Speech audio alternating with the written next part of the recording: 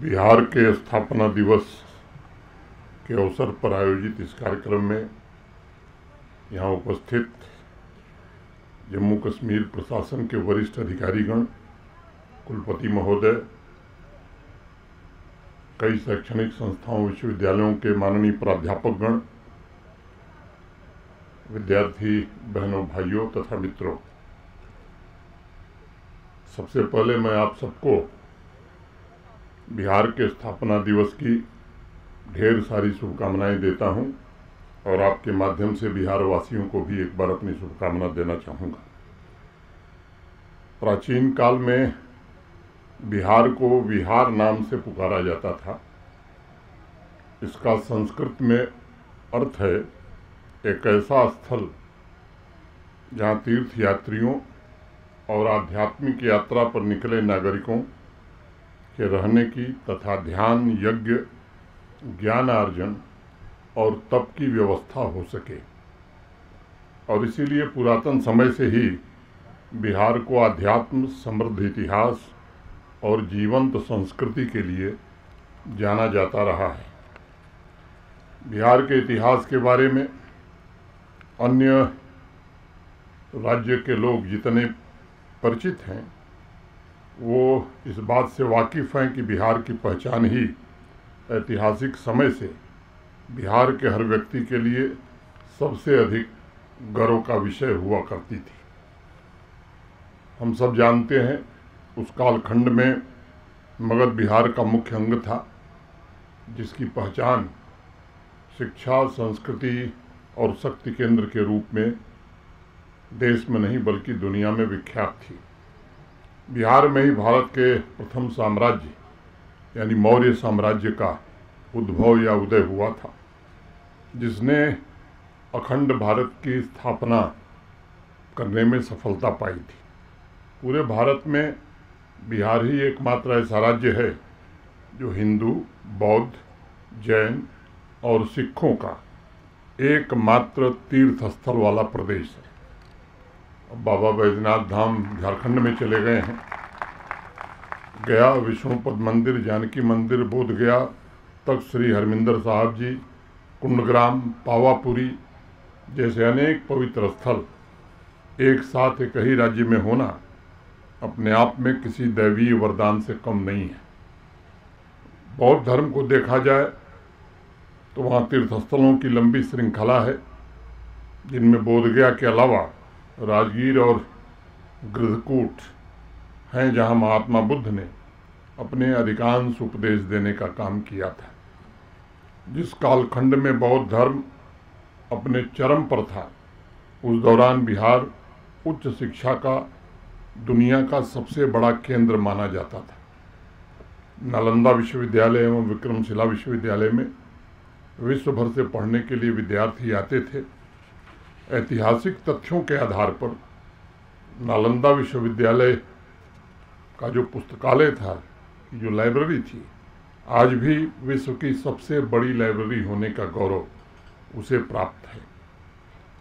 तुर्क आक्रमणकारी बख्तियार खिलजी ने 1193 में जब नालंदा विश्वविद्यालय पर आक्रमण किया तो 9 मंजिली लाइब्रेरी की बिल्डिंग को आग लगाई गई और उस समय उस लाइब्रेरी में 90 लाख से अधिक हस्तलिखित पुस्तकें और पांडुलिपियां मौजूद थीं। वेनसांग और येजिंग जैसे विदेशी स्कॉलर्स ने लिखा है कि लाइब्रेरी के 3 भाग थे। पहला रत्नाधि, द सी ऑफ ज्वेल्स, दूसरा रत्न सागर, द ओशन ऑफ ज्वेल्स और तीसरा रत्न रंजक, द ज्वेल एडॉर्न्ड।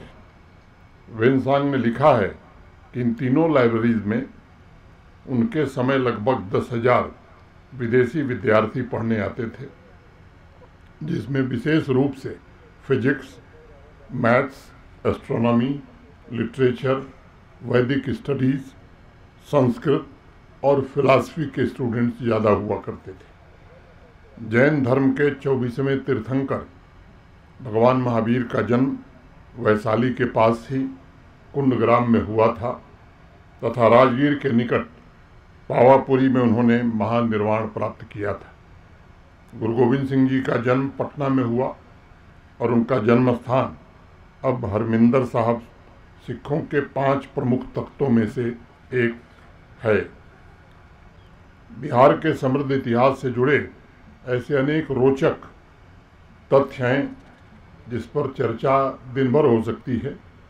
शिक्षा, संस्कृति, साइंस, संस्कार, साहित्य, उद्यम, अध्यात्म, यानी शायद जीवन का कोई ऐसा क्षेत्र होगा जहां अपने नवीन विचार और कर्म के मेल से बिहार के निवासियों ने अपनी छाप न छोड़ी हो। अनेक दशकों तक बिहार की छवि एक ऐसे राज्य की थी जिसने हर साल सबसे ज़्यादा प्रशासनिक अधिकारी और अन्य प्रशासनिक सेवा के अधिकारी इस देश को देने का काम किया और इन ऑफिसर्स ने भारत के प्रशासनिक ढांचे के निर्माण में बहुत बड़ा योगदान दिया, अनेक पीढ़ियों को भी प्रेरित किया। एक बात मैं यहाँ जरूर बताना चाहूँगा, जब देश को आज़ादी मिली और भारत गणराज्य का गठन हो रहा था, उस समय देश के गृह मंत्री सरदार वल्लभ भाई पटेल, उनके मन में विचार आया था कि एक ऐसी सेवा होनी चाहिए जो पूरे देश में शासन व्यवस्था को संभाल सके। देश के अधिकांश राज्यों ने इसका प्रबल विरोध किया कि यह फेडरलिज्म की भावना के खिलाफ है, संघ राज्य के भावना के खिलाफ है। सबसे पहला प्रदेश बिहार था जिसने इस बात का समर्थन किया कि अच्छी प्रशासनिक व्यवस्था के लिए आवश्यक है कि ये सर्विस होनी चाहिए। सरदार पटेल जी ने अपने आगे के लेख में इस बात का बहुत प्रमुखता से जिक्र किया है। साहित्य के क्षेत्र में भी अगर हम देखते हैं तो बिहार सबसे समृद्ध राज्यों में गिना जाता है साहित्य की दृष्टि से। वो चाणक्य हों, बाणभट्ट हों, आर्यभट्ट हों, विद्यापति हों, पंचतंत्र के लेखक विष्णु शर्मा हों, या आधुनिक काल में फणीश्वर नाथ रेणु हों, रामधारी सिंह दिनकर हों, बाबा नागार्जुन हों, ऐसे अनेक नाम हम ले सकते हैं। मंडन मिश्र और शंकराचार्य का संवाद तो मुझे लगता है कि देश नहीं दुनिया में विख्यात है। और जब लगा कि मंडन मिश्र हार जाएंगे तो उनकी पत्नी ने कहा कि मंडन मिश्र के हारने से ये हार नहीं होगी, मैं हूँ। और लगभग 27 दिन शास्त्रार्थ करके शंकराचार्य को हराने वाली महिला भी बिहार की थी।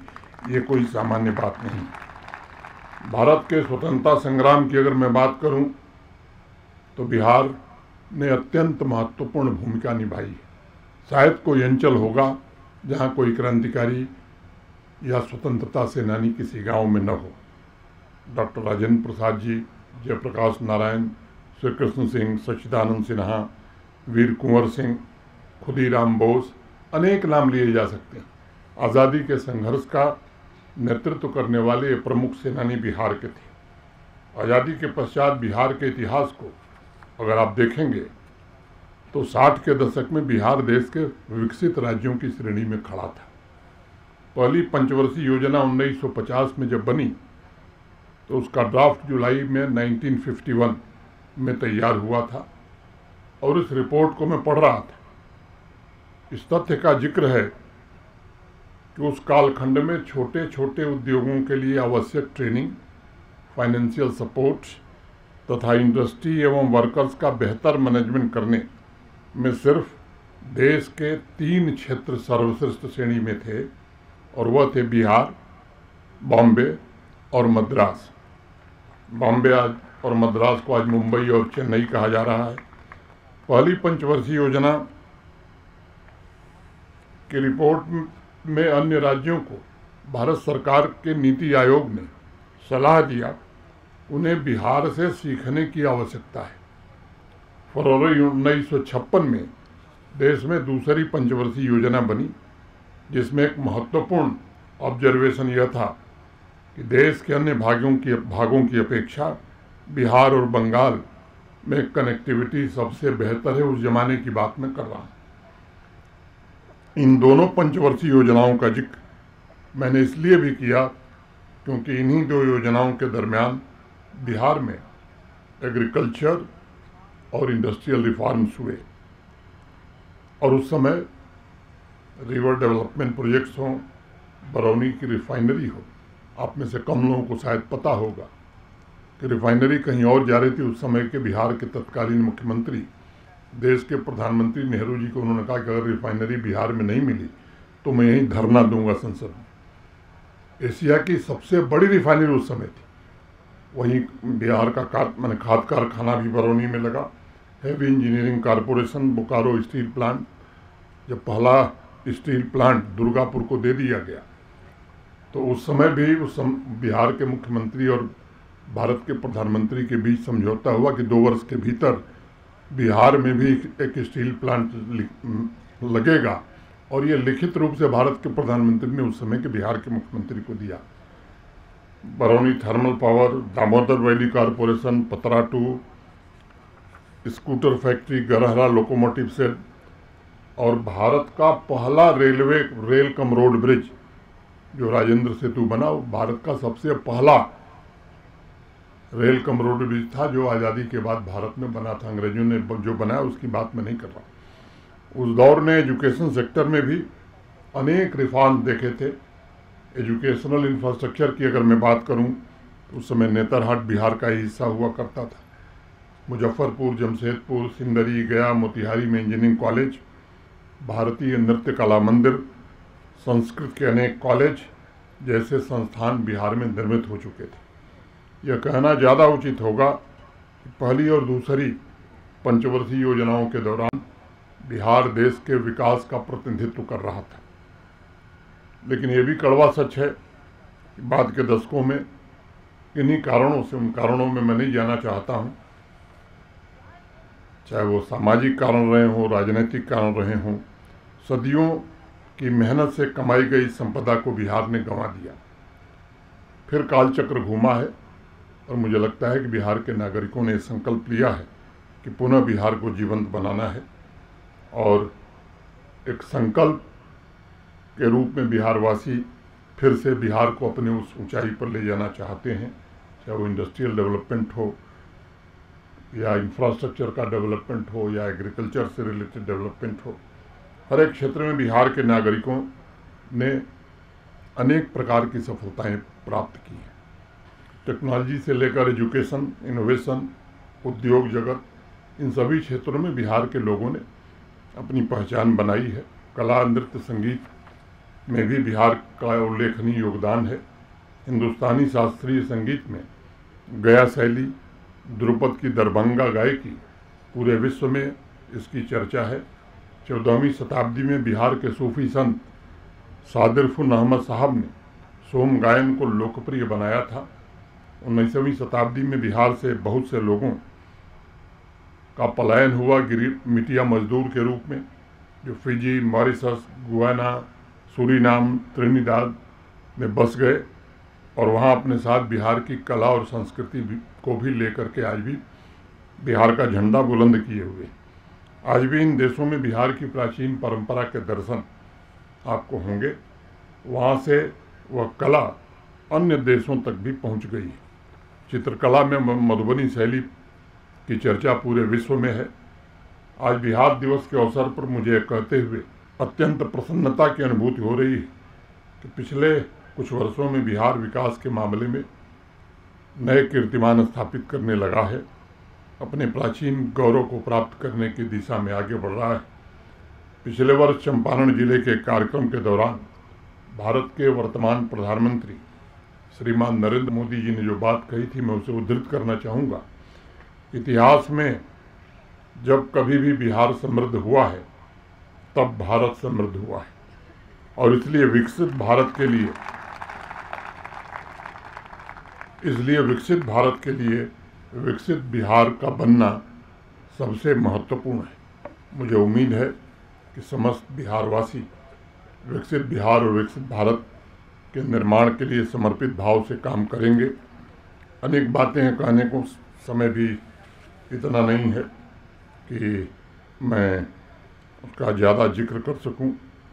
अभी छठ पर्व की गीत आपने सुनी, तो मुझे लगता है कि उगते हुए सूर्य की पूजा तो देश में होती थी, डूबते सूर्य की पूजा का सब बने का मैं समूह शुरुआत भी बिहार के लोगों के कारण ही हो सकी।